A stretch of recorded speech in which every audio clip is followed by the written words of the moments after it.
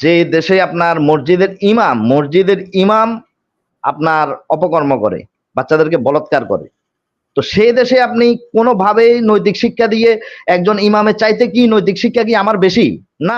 যেখানে আপনি পুরো জাতিকে বলাৎকার করে দেশ থেকে পুরো জাতিকে বলাৎকার করতেছেন, সেখানে আপনি আজকে একটা বিচ্ছিন্ন ঘটনা বা কোনো একটা ইস্যুর উদাহরণ দিয়ে আপনি এই আলেমদের বিষয়টা উনি কিন্তু আমি তো দুর্নীতির বিষয় এটা বলি নাই, আমি বলেছি নৈতিক শিক্ষার ব্যাপারে, নৈতিক শিক্ষার কথা বলেছেন হীরা ভাই, আমি সেই জন্য বলেছি।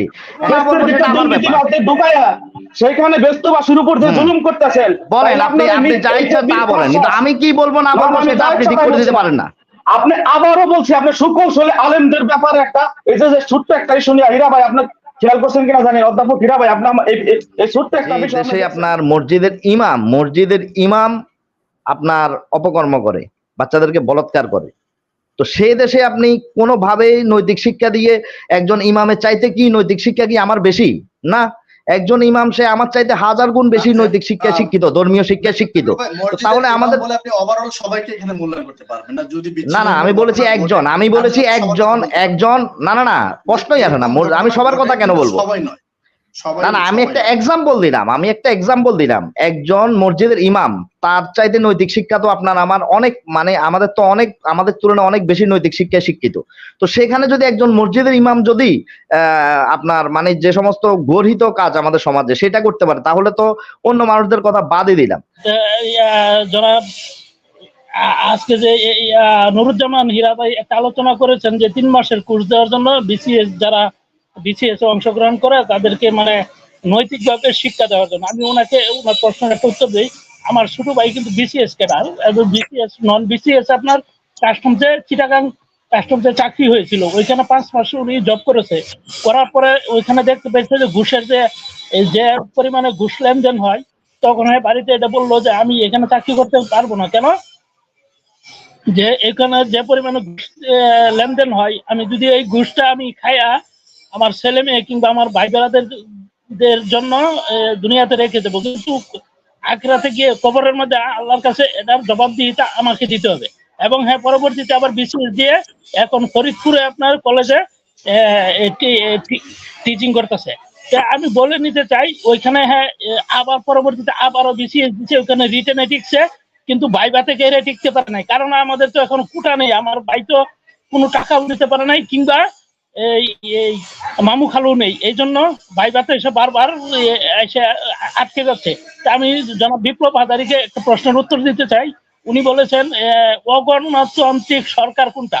আপনার অনুষ্ঠানে ম্যাডাম কাবেরী ম্যাডাম বলেছিল যে ও কোন জেলাটার জানি বলেছে যে ওই জেলার এমপি একজন জামাত এবং বিএনপির লোককে উপজেলা চেয়ারম্যান বানিয়েছে।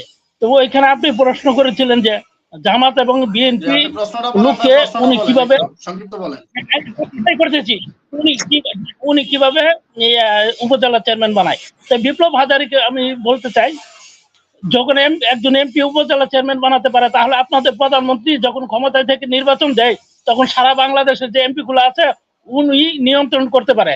আর দ্বিতীয়ত একটা প্রশ্নের উত্তর দিবেন, আপনি শুধু বিএনপির সমালোচনা করেছেন, বিএনপি ওনাদেরকে দুর্নীতিবাজদেরকে সামনে নিয়ে আসতো, তাহলে আপনাদের সরকার কি জন্য আছে? আপনারা বলেন যে আপনাদের ম্যাডাম হচ্ছে মানবতার মা এবং আয়রন লেডি, আপনি কি এটা মেনে নেবেন নাকি যে আপনাদের সরকার হচ্ছে মাথা ভাঙ্গার সরকার এবং এই বাংলাদেশে এই সরকারের কোনো গ্রহণযোগ্যতা নেই? যদি নাই থাকে তাহলে এই এত দুর্নীতিবাজ আছে, আপনি একটা উদাহরণ দেখায় দেন যে তাদের বিচার হয়েছে, একটা উদাহরণ আপনি আজকে দেখিয়ে যাবেন যে ওই যে মতিউরের স্ত্রী যে ঘুষকাণ্ডের কথাটা বলেছে যে সবার মুখ বন্ধ করেছে, এখানে কি সরকারের মুখটাও কি উনি ঘুষ দিয়ে বন্ধ করেছে কিনা? ধন্যবাদ।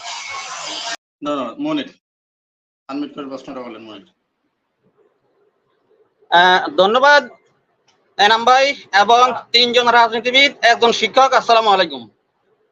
দেখেন, প্রশ্ন ফাঁস ফজর আবিদ আলীর পুলিশের বড় বড় অফিসারদের সাথে তার সেলফি, তাহলে যে পুলিশ অফিসাররা দুর্নীতিবাজ চিনে না, যে অফিসাররা দুর্নীতিবাজকে শনাক্ত করতে পারে না, এইসব দুর্নীতিবাজ অফিসারকে কি চাকরিতে রাখা উচিত?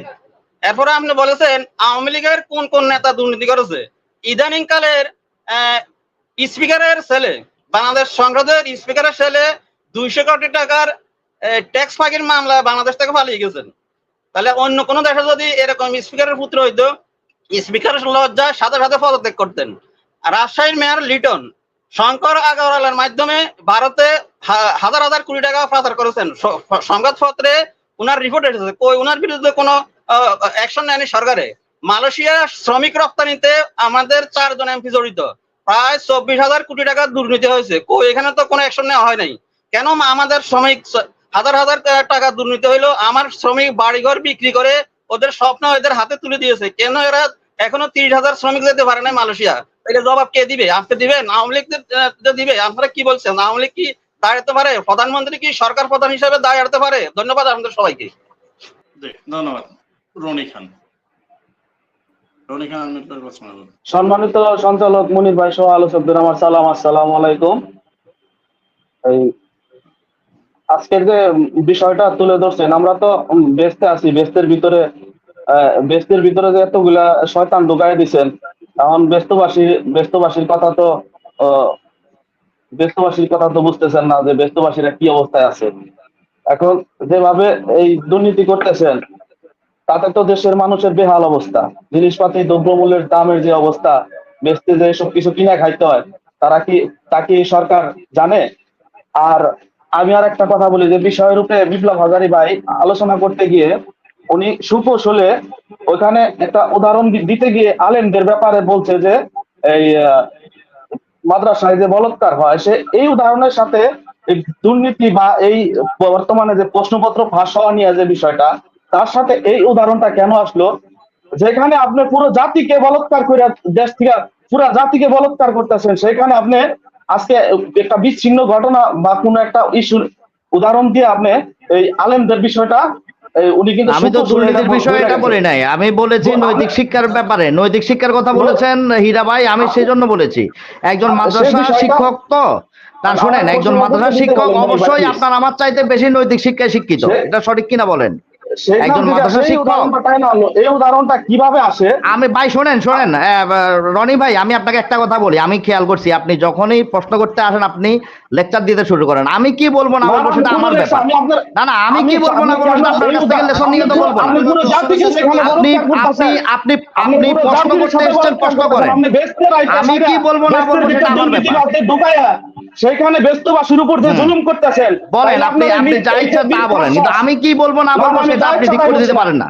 আপনি আবারও বলছি, আপনি সুকৌশলে আলেমদের ব্যাপারে একটা এই যে ছোট্ট একটা ইস্যু নিয়ে হীরা ভাই, আপনার খেয়াল করছেন কিনা জানি, অধ্যাপক হীরা ভাই, আপনার এই ছোট্ট একটা বিষয় আপনি দেখছেন কোন জায়গায় ইস্যু থেকে সে একটা ছোট্ট একটা বিষয় আলেমদের ঢুকাই দিচ্ছে ওই জায়গায়।